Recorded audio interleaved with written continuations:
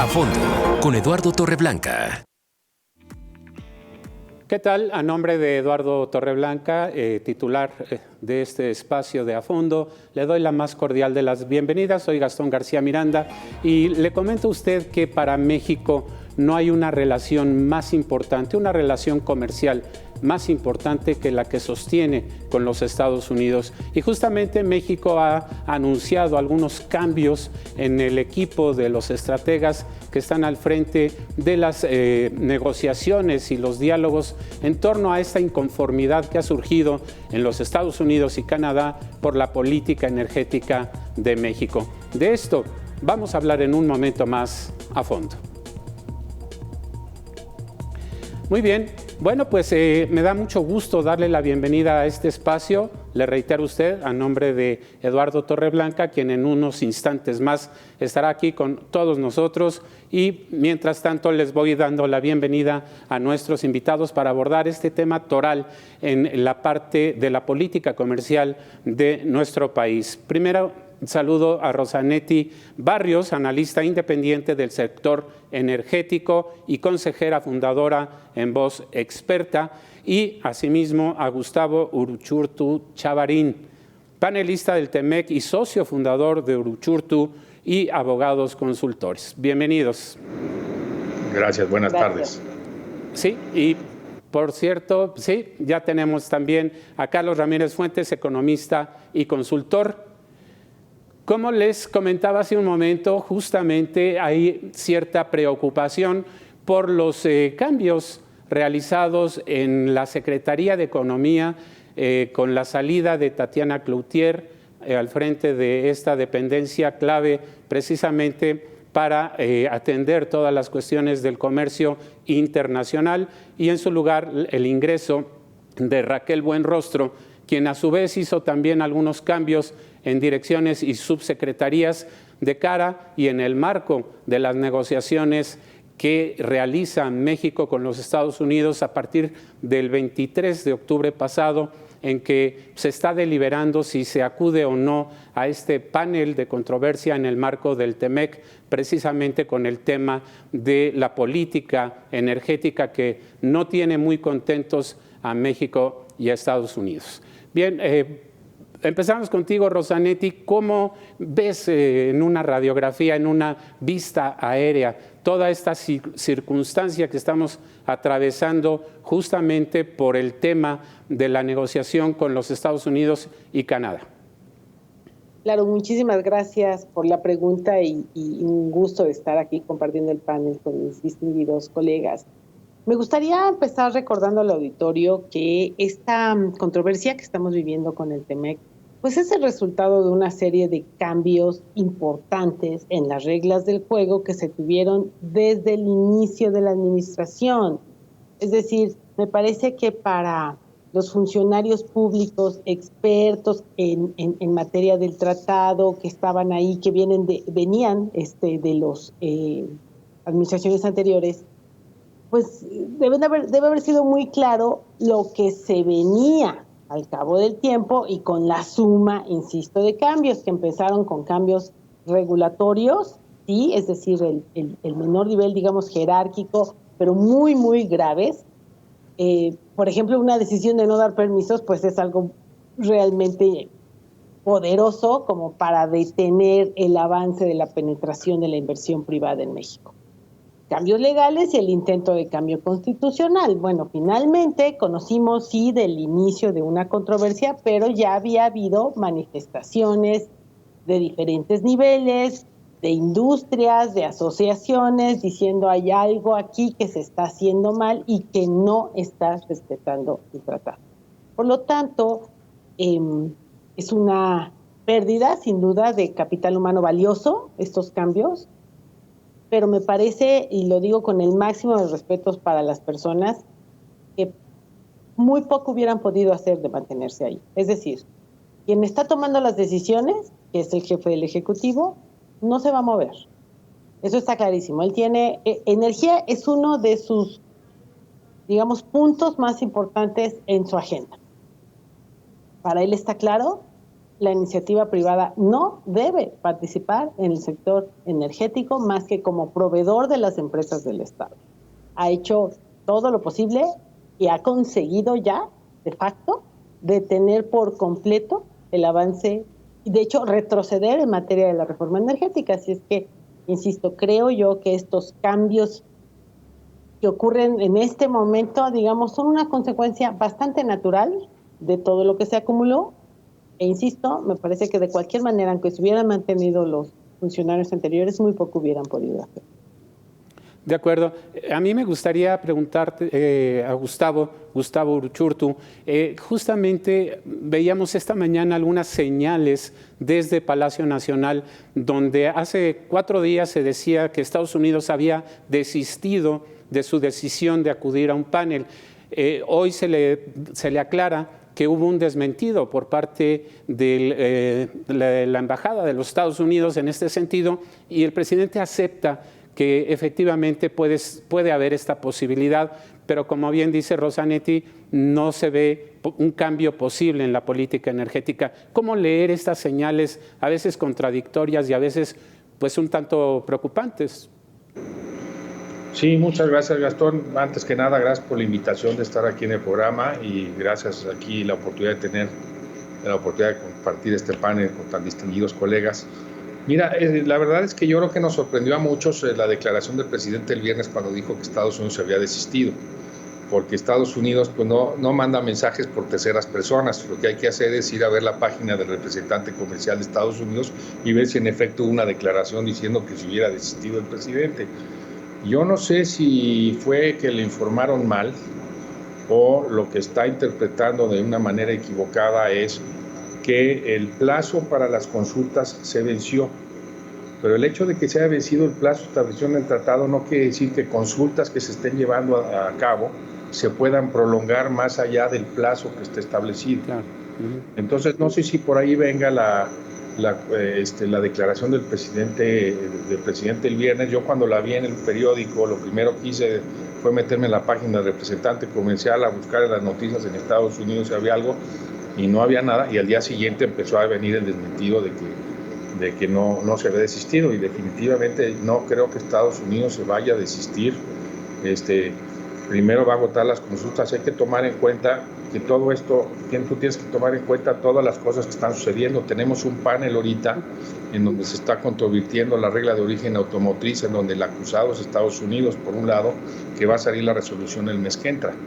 Entonces, tomando esto en consideración, no veo que Estados Unidos vaya a decir me desisto de la posibilidad de ir al panel, y sobre todo cuando estás en un procedimiento de consultas que no ha concluido, porque aparentemente no va a concluir ahorita en el corto plazo.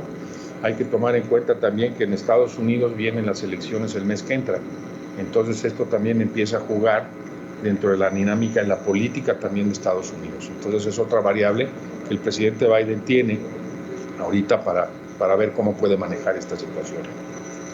Correcto, perfecto. Y para cerrar esta primera ronda, a mí me encantaría preguntarle a Carlos Ramírez, justamente estos anuncios que hablan del cambio en el equipo de economía con Raquel Buenrostro al frente, ¿qué lectura le podemos dar en este contexto de negociación y de un diferendo importante con los socios de Norteamérica? Sí, buenas tardes, Gastón. Un gusto saludarte a ti, a todo tu público y, por supuesto, compartir con tan distinguidos colegas esta charla. Mira, desde mi punto de vista, a ver, Raquel Buenrostro, ¿quién es? Es una de las colaboradoras más cercanas del presidente de la República, a diferencia de lo que era Tatiana Cloutier, que si bien tenía cierta cercanía con el presidente, nunca tuvo ni cerca, digamos, el oído presidencial como lo ha tenido Raquel Buenrostro a lo largo de toda esta administración.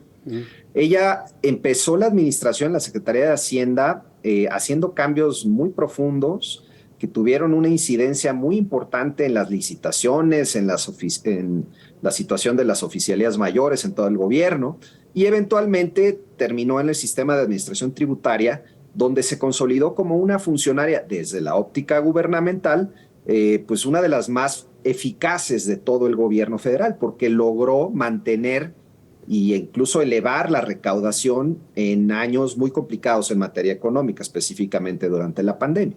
Entonces, el presidente ve en Raquel Buenrostro una extensión de su visión sobre temas económicos y por tanto le tiene plena y absoluta confianza, que no era el caso con Tatiana. Entonces, eso nos dice mucho porque la línea de Raquel Buenrostro a lo largo de estos 4 años ha sido una línea dura, una línea de poca concesión, de poca negociación. Con el sector privado se mostró pues sin absolutamente ninguna moderación en sus puntos de vista y llegó a imponer en todo momento, primero en Hacienda y luego en el SAT, pues lo que ella consideraba que era lo que había que hacer. Independientemente, aquí no lo vamos a juzgar si era lo correcto o no, pero así fue su línea. Entonces, eso me parece nos anticipa, nos adelanta lo que podemos prever va a hacer Raquel Buenrostro ahora en economía.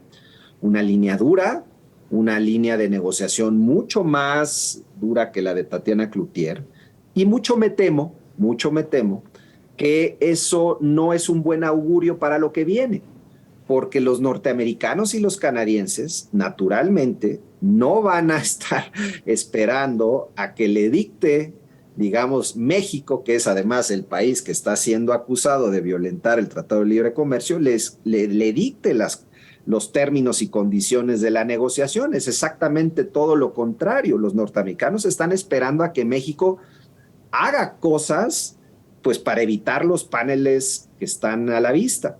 Entonces, en resumen y concluyendo, diría, la señal que manda el nombramiento de Buenrostro me parece que es de endurecimiento y por tanto no es un buen augurio para la posibilidad de evitar los paneles en estas próximas semanas y meses.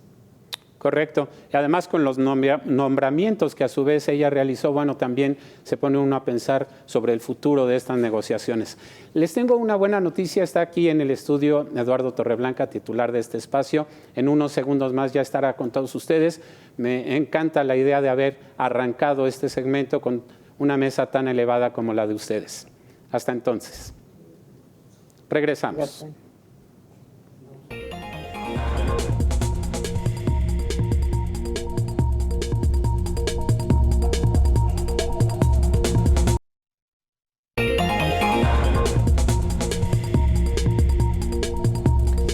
Bueno, iniciamos con una disculpa muy sentida a los miembros de esta distinguida mesa y sobre todo a los televidentes. En la Ciudad de México, bueno, ¿qué le digo a usted? Poco más de 3 horas para recorrer no más de 20 kilómetros, ¿no? Hay plusmarquistas mundiales que podrían haber hecho el tramo en menor tiempo del que yo lo hice en el automóvil. Pero bueno, muchas gracias a Gastón García por habernos ayudado a iniciar este panel. Bueno, le preguntaba yo en la pausa comercial a Gastón si ya habíamos abordado el asunto de que a estas horas ya debió haber terminado una llamada entre el señor Biden y el presidente de México para, supongo, felicitarnos por una magnífica relación que tenemos las dos naciones y por la manera tan esplendorosa en que se ha llevado este asunto de las discusiones que tan entusiasmado tienen a Estados Unidos. Supongo que por ahí va el tenor. Mañana nos habrá de confirmar el presidente de que así fue como le estoy diciendo. Porque el presidente tiene una rara virtud, si es que se puede considerar virtud, de que acomoda las cosas como le convienen o como él cree que son, y aunque no necesariamente sean. Había escuchado de ustedes, me gustaría saber, Rosanetti, si la llegada de Raquel Buenrostro se identificaría, coinciden muchos, con una línea dura del gobierno federal hacia el proceso de negociación o de charlas, de pláticas. Parecería que existe en la idea del gobierno federal la idea de que podemos doblar o podemos convencer a Estados Unidos de que nosotros tenemos la razón y que ellos no pueden participar en el sector eléctrico al menos.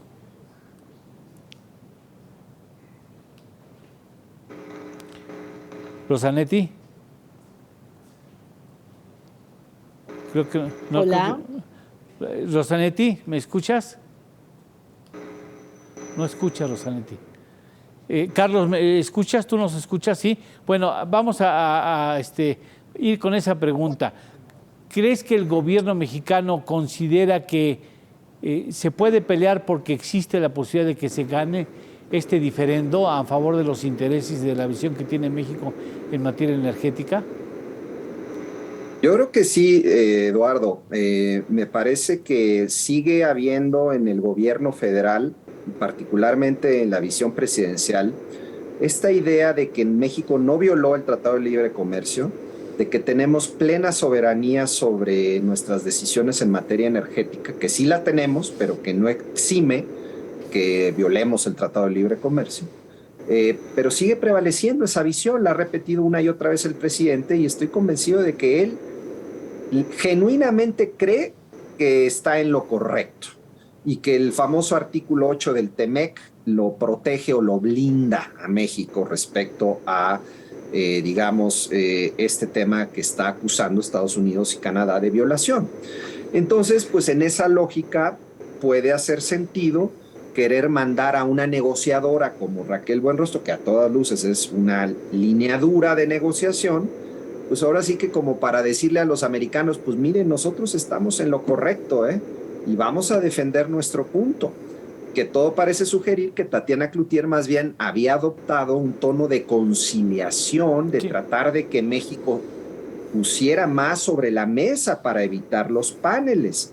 Entonces yo mucho me temo que sí, Eduardo, creo que la línea de Buenrostro va a ser de endurecimiento, y eso pues otra vez, como lo mencionaba previamente, creo que no es una buena señal de cara a la posibilidad de irnos a paneles, que ya es un tema mucho más serio y mucho más peligroso para México.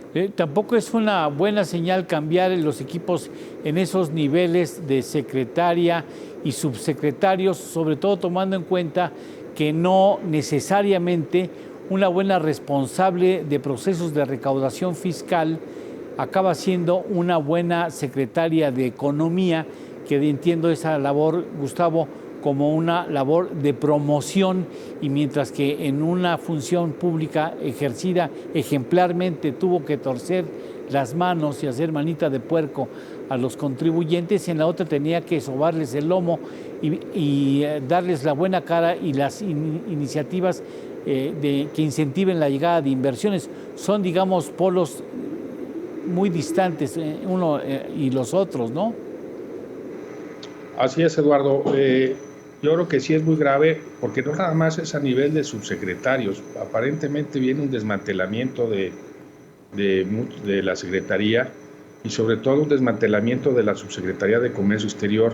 Y sí se me hace muy grave, porque la gente que estaba ahí en la Subsecretaría de Comercio Exterior, pues es gente que tiene mucha experiencia. Luz María de la Mora viene desde la negociación del Telecán, y gente que ha estado ahí, no nada más en esta administración, en otra administración.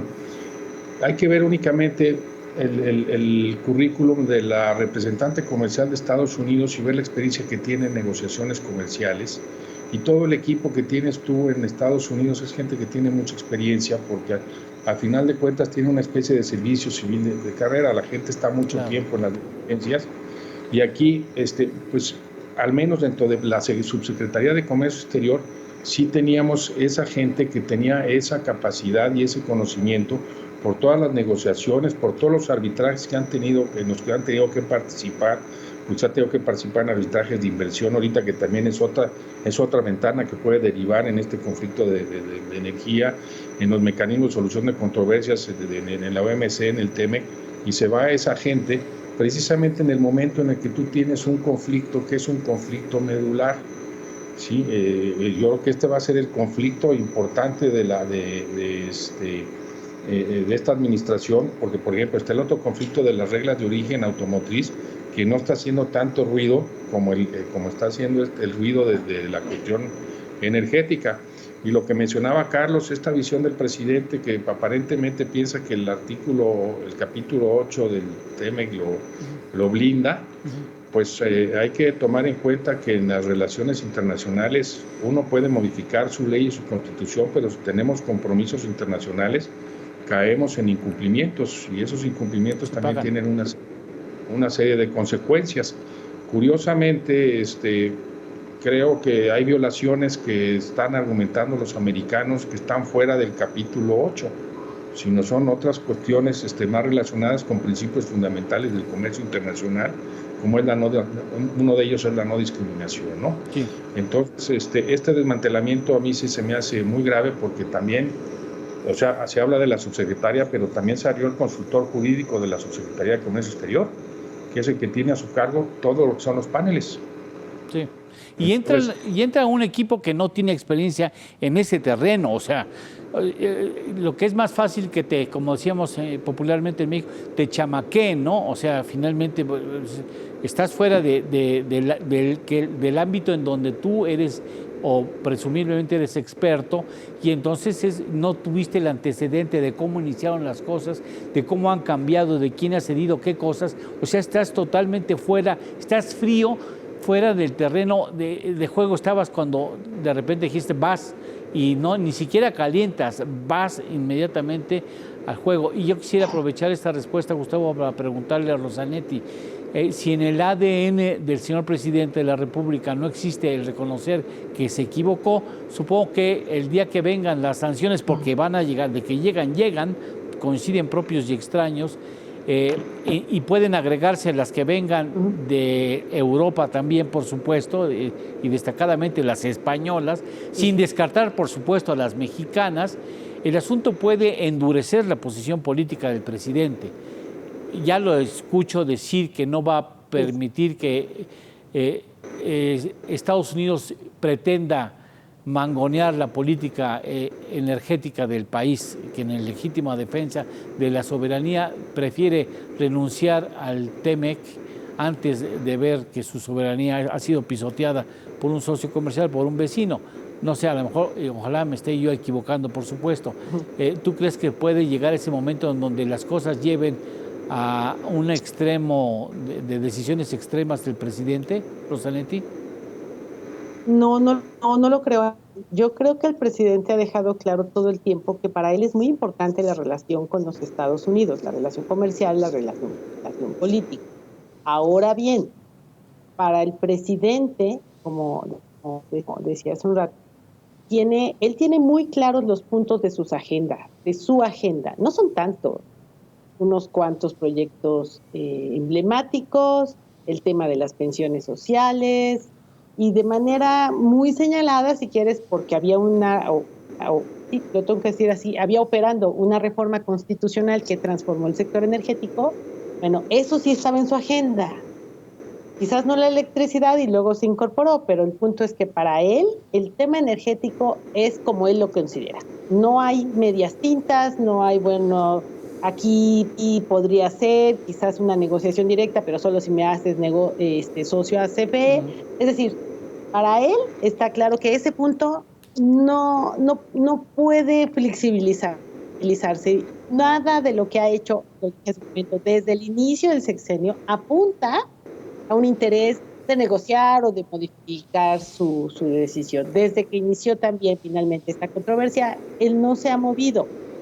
La controversia arranca y prácticamente una semana después, la Comisión Reguladora de Energía publica nuevos cambios regulatorios que digamos que siguen cerrando el sector. Entonces no hay nada en la mesa que por lo menos a mí, me haya permitido pensar que iba a flexibilizar su posición. Ahora bien, en mi opinión, y sin ser de ninguna manera un experta en tratado, pero gracias a estas mesas les he aprendido a mis colegas, el TEMEC tiene la posibilidad, digamos, de seguir operando, aun cuando exista una controversia, aun cuando existan, vamos a decir, penalizaciones en determinado sector, que sería el caso del energético. En mi opinión, el presidente siempre ha dejado claro que si tiene que ir hasta aranceles por defender su posición en energía, ahí va a llegar. Pero eso no quiere decir que le interese terminar con el tratado. Ahí es cuando yo llego al punto. O sea, primero, yo no creo que él quiera terminar con el tratado. No lo creo de ninguna manera. El que ahora el que haya perdido al capital humano experto en el tema, pues seguramente que va a complicar, digamos, podría ser más difícil el seguir avanzando avanzando en los otros temas del TEMEC. Sin duda, perder capital humano es... Pero yo no creo de ninguna manera que el presidente quiera terminar con la relación comercial con los Estados Unidos. Entonces vamos a aceptar la sanción, o sea, no nos queda otra más que aceptar las sanciones que convengan a los socios por el incumplimiento del acuerdo, sí, y eso no nos va a gustar, ¿no? Supongo. No, de acuerdo contigo. O sea, es menor, de ninguna manera. Con la economía como está, nosotros somos un país manufacturero y exportador. O sea, no necesitamos aranceles, no los necesitamos. Pero si me preguntas si el presidente prefiere un arancel antes de modificar su posición en energía, sí lo prefiere.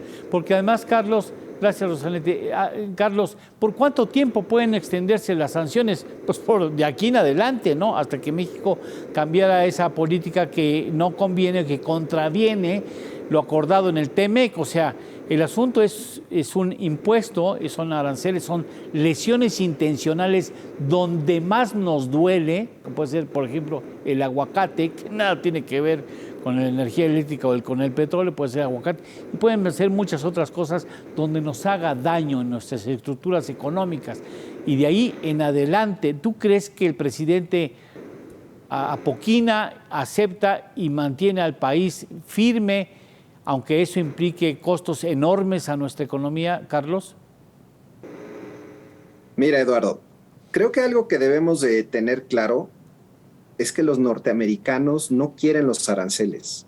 Es decir, hay pruebas de que los norteamericanos, ya muy visibles, de que los norteamericanos quisieran un arreglo, quisieran encontrar un punto medio en donde México aceptara que ha violentado ciertos principios y que se diera en alguna u otra manera en esta lógica pues, que ha seguido el presidente y como bien decía Rosanetti, desde el arranque del sexenio una lógica nacionalista en materia energética.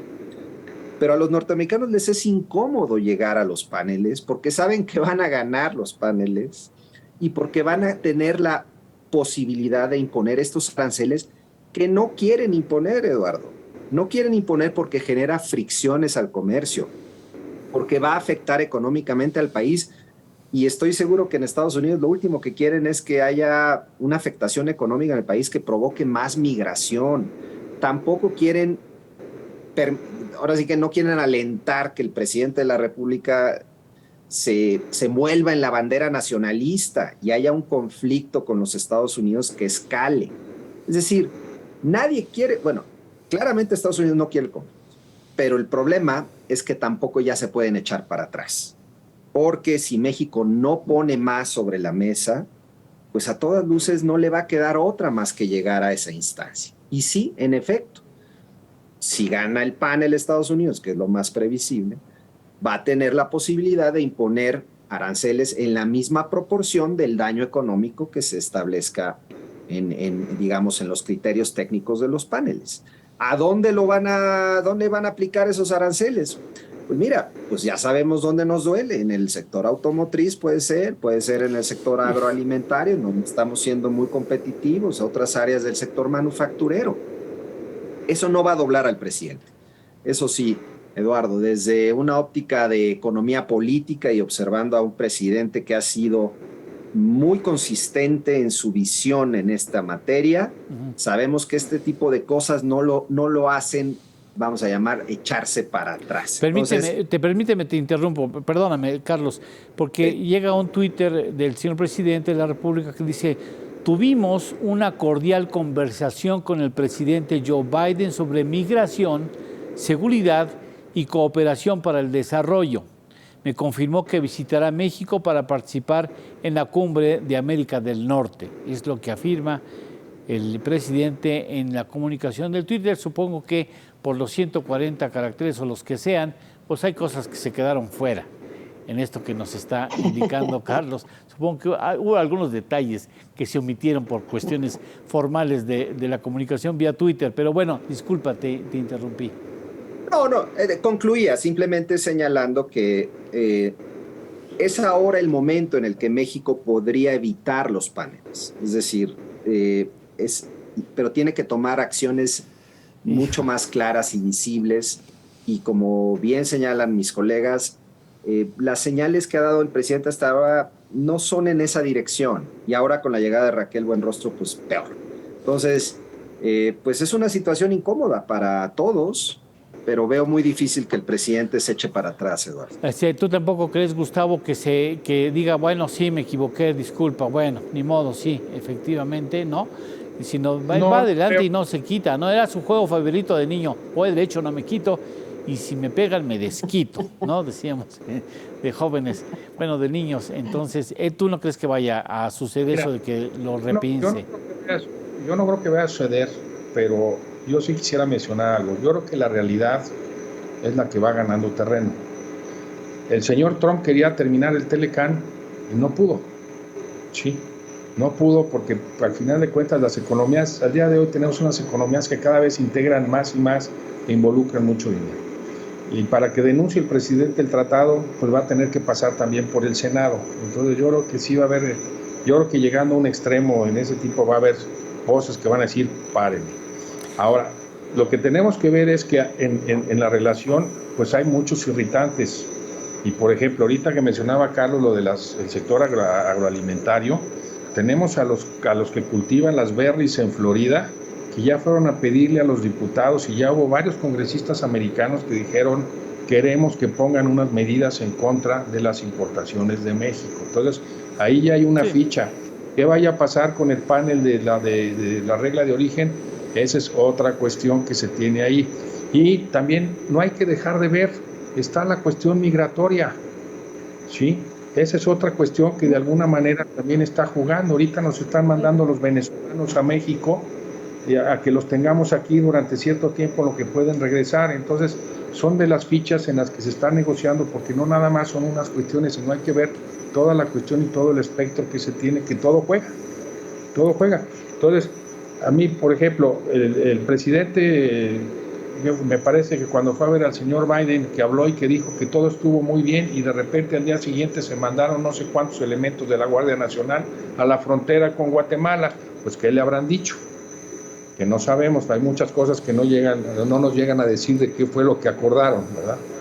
Entonces, yo creo que hay paquetes de negociaciones, pero yo creo que, como menciona Carlos, es muy grave que le pongamos barreras a un comercio bilateral que tenemos, que es arriba de $2,000 millones diarios, que nos beneficia a los dos países, y lo que menos queremos es estar estableciendo barreras, y lo que queremos es que cada vez el comercio sea mucho más fluido en los dos países, y esto viene a enrarecer todo el ambiente. Hay un asunto que quisiéramos hablar después de una pausa, de la siguiente pausa, y la dejo planteada simplemente. Vamos a suponer que esta fuera una propuesta que hoy está sobre la mesa, la posibilidad de que México participe en la fabricación de microchips, de microcomponentes, junto con Canadá y Estados Unidos, y recompongan ese factor de fuerza en la economía global. Esta carta sale de la mesa. Si México insiste en las cuestiones eléctricas, yo creo que no va Estados Unidos a soportar esto, porque ¿qué más lejos está Honduras o El Salvador o Guatemala de lo que está México? Si pensamos que nada más México es el único que puede aceptar una propuesta de esa naturaleza, que es un segundo piso del TEMEC, creo que se equivoca quien piense que Estados Unidos lo necesita para conformar esa interesante propuesta en una guerra de microcomponentes que se desarrolla a nivel mundial. Después de una pausa, nos gustaría mucho escuchar sus consideraciones al respecto.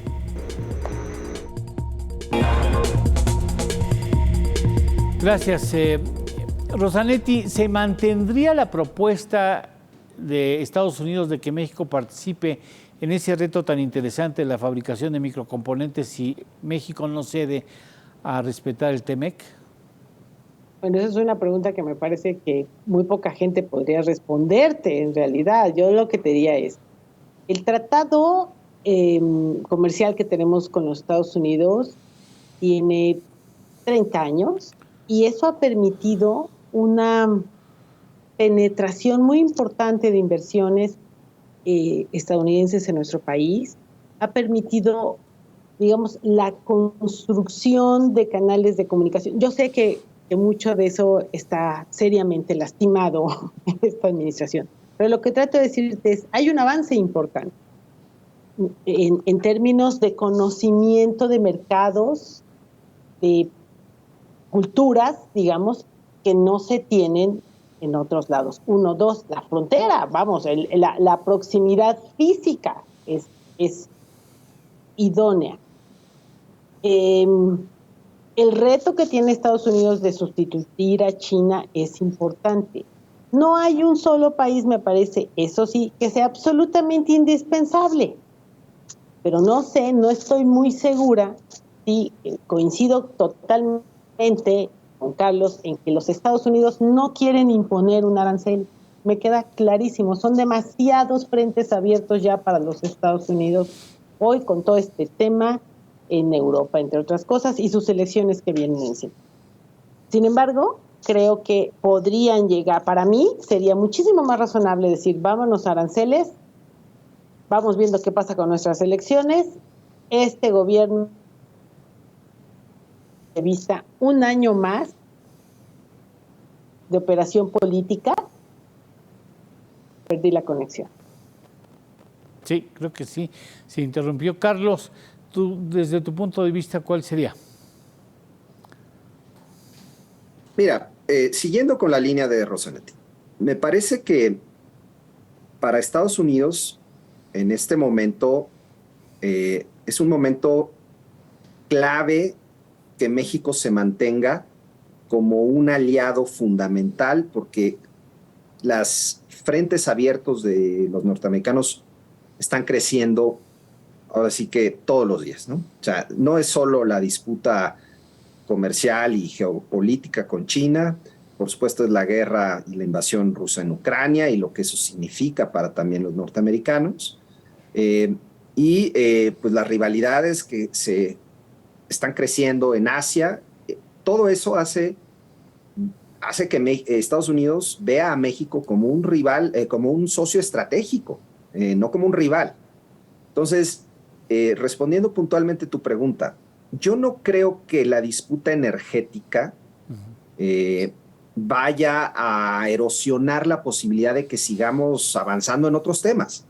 Por supuesto, no es el mundo ideal, y más porque México necesita ofrecer energía de buena calidad y con buenos precios para las próximas 2 décadas para poder seguir atrayendo inversión y justamente que nuestras economías sigan en este proceso de integración. Y lo que está haciendo el gobierno es lastimar esa posibilidad, digamos, con esta obstinación nacionalista.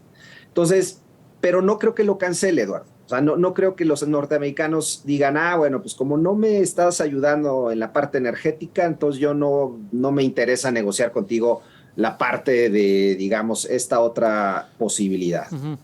Yo creo que son caminos que toman rutas separadas, y los norteamericanos, reiterando lo que dijo Rosanetti, no quieren el conflicto. Entonces van a hacer todo lo posible por buscar un acuerdo, y si no se logra ese acuerdo y se llega al panel y al final del día se falla en contra de México, estoy seguro que todavía van a seguir intentando ver la forma de cómo no aplicar a rajatabla esos aranceles. Claro. En fin, eso por mi parte. ¿De tu punto de vista, Gustavo? Sí, Eduardo, yo también coincido. Yo creo que el hecho de que se haya propuesto eso es porque también existe una necesidad por parte de Estados Unidos de tener esa fabricación. Por eso en mi intervención pasada me refería yo a que la realidad va más allá de muchas cosas, que parecería que no es así, pero la verdad es que la realidad es la que va estableciendo cuáles son los movimientos, etcétera, ¿no? Entonces yo creo que la industria tiene una necesidad, precisamente por lo que se vivió con la pandemia, de tener estos centros lo más cerca posible, y es parte de la estrategia. Y también hay que tomar en cuenta que pensaríamos que también la administración ya va en su parte final, nuestra administración actual. Entonces estaría la expectativa de que vinieran otras cosas diferentes. Yo creo que hay algunas cuestiones, por ejemplo, que pasan a lo mejor un poco desapercibidas, pero yo creo que también una cuestión de preocupación que tienen los americanos es la cuestión del GPS ruso que firmó México con Rusia. Sí, eso ya va de una cuestión estratégica. Entonces, yo creo que la parte comercial va por un lado, y sobre todo las diferentes industrias se van moviendo por un lado, y la industria automotriz, el crecimiento que tiene en la zona es muy importante y requiere precisamente esa necesidad de poder producir los chips aquí, ¿no? Que por cierto, no le hacemos mucho el favor al señor Biden en un proceso preelectoral el hecho de que se le ponga a México un poco arisco con el asunto, porque no, para los fines electorales y de control de la problemática mundial que enfrenta Biden, que como ustedes bien señalan, está muy diverso, está muy complicado, pues México no hace su parte de socio y amigo, ayudándole a la Unión Americana a facilitar las cosas, sino se la complica. En todo caso, pues, lo que valdría la pena decir es que qué podemos esperar, pues, de las siguientes semanas con un equipo nuevo, que tiene fama de duro. En las negociaciones, Estados Unidos estaría pues en la necesidad de llamar al panel, Carlos. Mi apreciación es que ahorita se mezclan algunos eventos que van a hacer que Estados Unidos se mueva un poco más lento. Por supuesto, ya lo mencionó Gustavo, está la elección intermedia en Estados Unidos en la primera semana de noviembre. También creo que Estados Unidos no va a darle un poquito de tiempo a que Raquel Buenrostro y el señor Encinas se sienten en la silla. Sería ahorita demasiado agresivo pues llamar a los paneles cuando ni siquiera se han podido sentar. Entonces yo creo que va a haber cierta cordialidad diplomática en que el llamado de los paneles no ocurra en este momento. Le van a dar un poco de espacio a los nuevos. Y tercero, hay un elemento ahí que lo comenta el presidente en su tuit que acabas de leer, y que es esta cumbre trilateral entre Trudeau, Biden y México y AMLO, el presidente López Obrador, que creo, Eduardo, también sería como un poco, pues no muy amistoso, que invites a Biden, o sea, que venga a México y que Biden justamente convoque a los paneles antes de ello. Entonces yo creo que Estados Unidos va a darle un poco de tiempo, y te estoy hablando todavía probablemente un par de meses más a la conversación, y ya luego, después de estos 3 eventos, pues lo que salga. Si México no cedió en lo que de alguna manera está sobre la mesa, pues entonces yo creo que se llamarán a los paneles. Estaba yo imaginando una situación, por supuesto que no va a suceder por fortuna, donde le diga el negociador norteamericano al negociador mexicano, pues lamentablemente tenemos que ir a un panel, y el negociador mexicano digo, ¿qué dijo? ¿Qué es eso? ¿Qué es eso de paneles tú? ¿A dónde vamos? ¿Cómo? Para quien me explique en qué va el panel. ¿Coincidirías con la posición de Carlos Rosanetti? Sí, totalmente. Hay que recordar también aquí el factor tiempo. Esta es una administración que al entrar en 2023 será, desde mi punto de vista, el último año en donde haya un ejercicio, digamos, de un presupuesto alejado del proceso electoral que arranca en 24 y se acaba.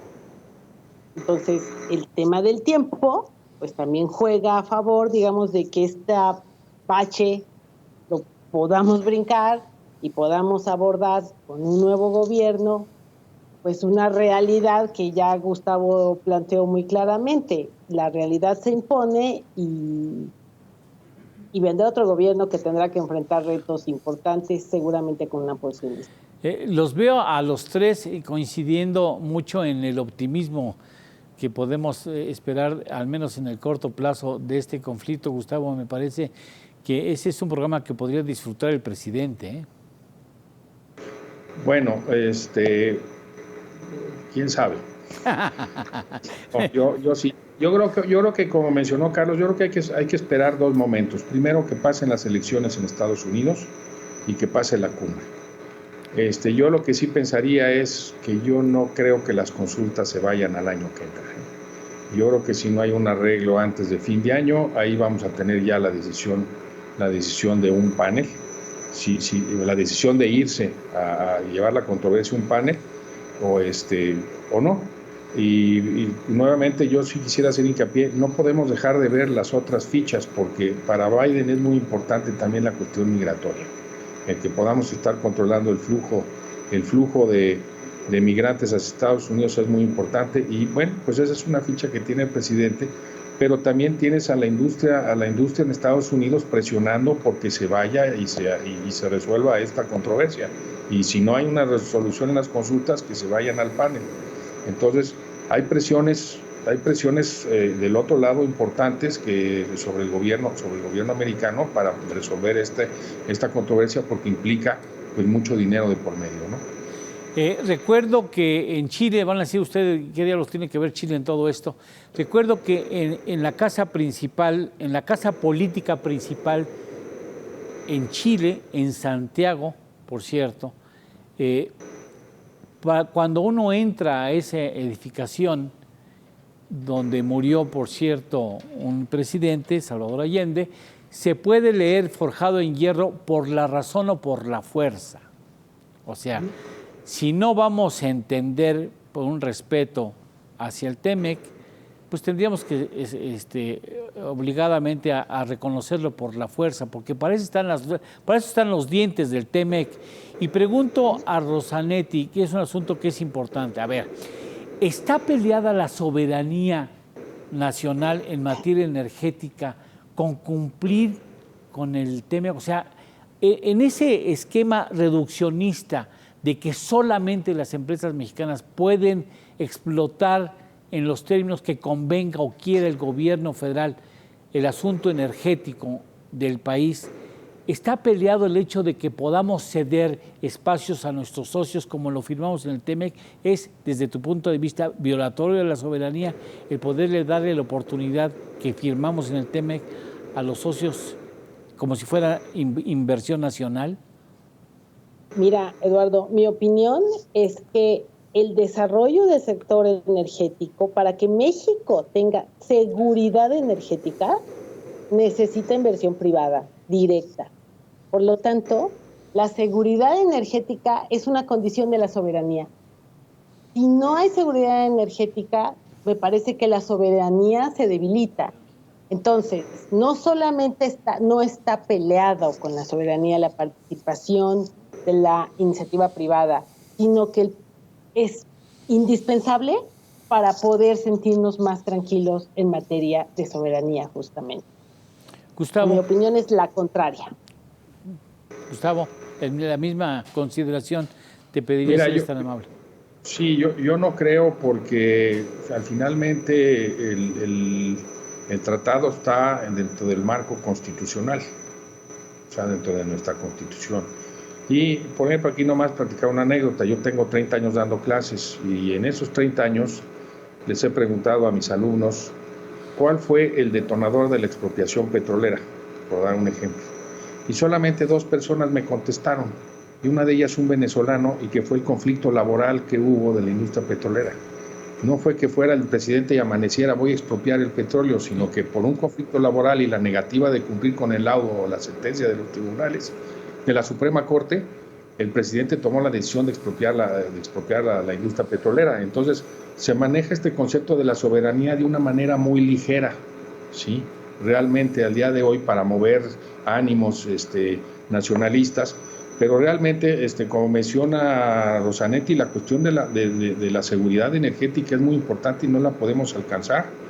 Ahora, se reformó la Constitución en la administración de Peña Nieto para hacer esa posibilidad de poder permitir una participación mayor de los inversionistas extranjeros, y tenemos ahí diversas disposiciones y bueno, todo eso ha sido acorde con la Constitución. Entonces, no veo yo esta cuestión de que se violente la soberanía en un momento dado, porque al contrario, como puede venir en una falta de seguridad energética, pues vamos a tener apagones, etcétera. Puede llegar a esos extremos, que es a lo que no queremos llegar, y también a poder proporcionar el servicio de energía eléctrica que se requiere para el desarrollo y el desarrollo de la industria de nuestro país y el desarrollo en general de la sociedad, ¿no? Carlos. La soberanía es un concepto muy manoseado por políticos, Eduardo, que además políticos que están últimamente de moda en el mundo, ¿no? Líderes carismáticos con esta característica populista de querer envolverse en la bandera de la supuesta nación y de la soberanía como un elemento para obtener réditos políticos. Y creo que es el caso de México. El presidente López Obrador, legítimamente, ahí sí tiene su derecho, no le gustó la reforma del 2013, pero esa reforma no pretendía debilitar a la Comisión Federal de Electricidad, a Pemex, como se ha repetido una y mil veces falsamente. Por el contrario, se buscaba fortalecerlas, dándole mejores herramientas para competir en un mundo en donde México tiene que producir más energía, más barata y más limpia. Entonces, coincido plenamente con Rosanetti y Gustavo. No es esta visión de que están encontrados ambos conceptos, ¿no? No corresponde con la realidad, es más bien una forma pues, que ha utilizado nuestro presidente para obtener réditos políticos, creo que a un enorme costo para el país, Eduardo, pero bueno, esa es otra historia. Pues miren, por principio de cuentas yo quiero agradecerles el hecho de haber participado en este programa. Les ofrezco a ustedes una disculpa, tanto a ustedes como participantes en el programa como para quienes tuvieron la gentileza de seguir el programa a lo largo de estos minutos por haber llegado un poco tarde, más allá de mi voluntad y de mi costumbre. Pero bueno, pues ahí está el planteamiento hecho claro. Me parece que tendremos que seguir con mayor acuciosidad lo que suceda en la relación de ambas naciones en este tema. Y bueno, espero que pronto volvamos a encontrarnos nuevamente para dar seguimiento a este asunto que no es nada menor, que puede de alguna manera definir en mucho el futuro del país y también el futuro de la relación entre Estados Unidos, Canadá y México. Muchas gracias, Rosanetti, por estar aquí con nosotros. Muchas gracias. Muchas gracias, Gustavo. Gustavo Uruchurtu, gracias. Y muchas gracias, Carlos Ramírez. Te agradezco mucho que hayas estado aquí con nosotros. Gracias, Eduardo. Un saludo a todos. Muchas gracias. Esta es tu casa. Siempre será su casa.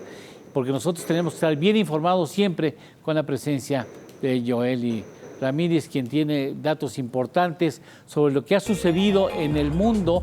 Y mire que hay muchas cosas que suceden en el mundo, pero también lo que sucede en México. Y ella podría ampliar quizá un poco más la visión del presidente de la República, que mandó en su Twitter una muy sana y muy cordial relación, llamada telefónica con el presidente de la Unión Americana, Joe Biden. Joely.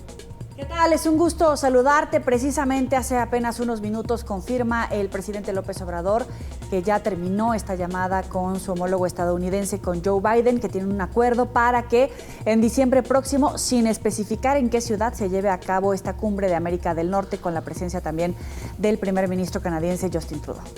Te escucharemos. Bueno, muchísimas gracias. Vamos a hacer una muy breve pausa. Volvemos.